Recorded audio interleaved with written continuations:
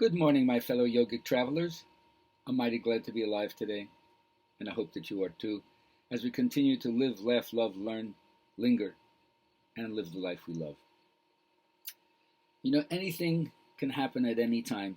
I like to say anything that could happen to a human being could happen to me today, but the likelihood that I'll be kidnapped by Peruvian guerrillas and held for ransom, unlikely.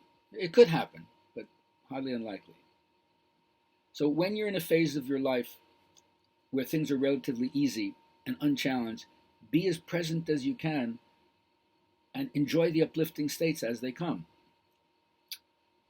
You're going to need that because all of us are going to face challenges. For instance, to say to yourself, my body is going to grow old.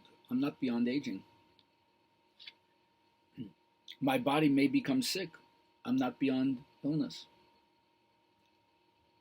My body's going to die. I'm not beyond death. That means everything near and dear to me will be separated from me. But to relax into these facts and let go of hoping you can avoid the inevitable, what other choice do you have? You can't protect your heart. It's already broken. And to me, a broken, open, lowly heart is the only heart worth having.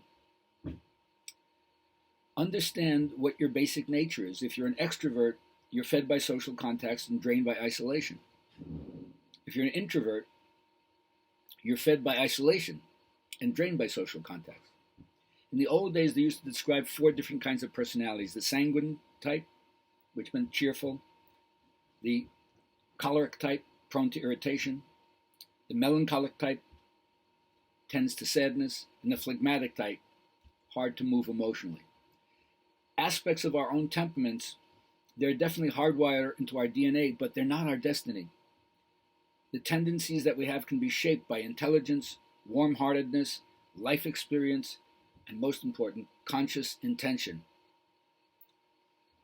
Once you realize that your temperament, your basic way, is a good fit with certain environments and not so good with other environments, it's hard to get you to function your best in the wrong environment. Or as I like to say, a willow tree planted by the river, probably 100% chance of self-actualization.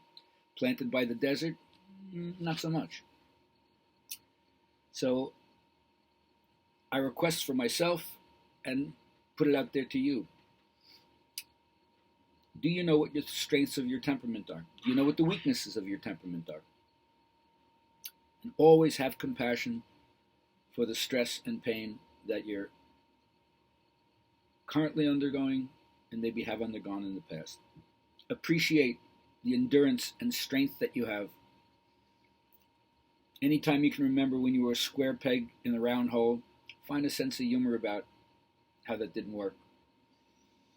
And I always say that we all had different fundamental layers of our personality laid down in our childhood when our brain was most impressionable.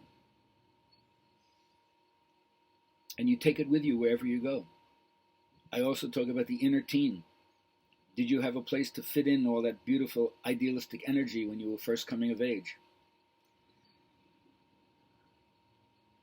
It's embedded in your brain and it stays with you continually and powerfully. Now, if you mature into an adult, and very few people do, you realize there's a lot of magnificent people in the world, including yourself. So for me, that, of course, is a sign for hope and connectedness and networking. And if you're going to be a leader, even if it's a leader of yourself,